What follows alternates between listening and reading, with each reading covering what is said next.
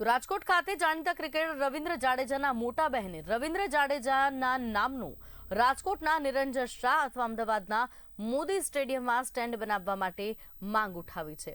Saurashtra cricket એસોસિએશનના ભારતીય cricket ટીમના કેપ્ટન રોહિત શર્માએ તાજેતરમાં ટેસ્ટ ક્રિકેટમાંથી નિવૃત્તિ લીધી છે અને તેમના નામનું સ્ટેન્ડ મહારાષ્ટ્ર ક્રિકેટ એસોસિએશન દ્વારા મુંબઈના વાનખેડે સ્ટેડિયમમાં બનાવવામાં આવ્યું છે। ત્યારે અનુસંધાને રવિન્દ્ર જાડેજાના મોટા બહેન નયનાબા જાડેજા દ્વારા રવિન્દ્ર જાડેજાના નામનું સ્ટેન્ડ ગુજરાતમાં બને તેવી માંગ કરી છે। ખુશ છું કે રોહિતના નામનું સ્ટેન્ડ બન્યું અને એ રોહિત ડિઝર્વ કરે છે। ભારત ક્રિકેટને એને ઘણું બધું આપ્યું છે અને ચોક્કસપણે એનું યોગદાન ખૂબ છે। આવી જ રીતે હું એમ ઈચ્છું છું કે જેમ ત્યાં મુંબઈમાં એમને આટલું માન સન્માન મળ્યું ત્યારે ગુજરાતમાં આવા ઘણા પ્લેયરો છે। પછી આપણે સલીમ દુરાનીજીની વાત કરીએ, પૂજારાની વાત કરીએ, રવિન્દ્રની વાત કરીએ ત્યારે મારું એવું માનવું છે કે અહીંની ગવર્મેન્ટે પણ થોડું વિચારવું જોઈએ।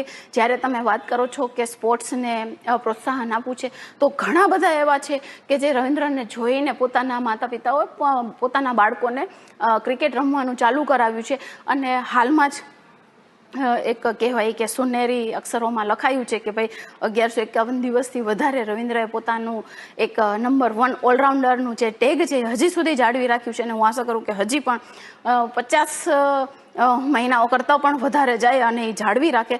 તો આવા જ્યારે ખૂબ સારા પ્લેયરો કે ગૌરવના ગુજરાતને ગૌરવ અપાવનારા છે, સૌરાષ્ટ્રનું નામ વધારનારા છે, ત્યારે તેમના માન માટે પણ ગુજરાત ગવર્મેન્ટે કંઈ કરવું જોઈએ।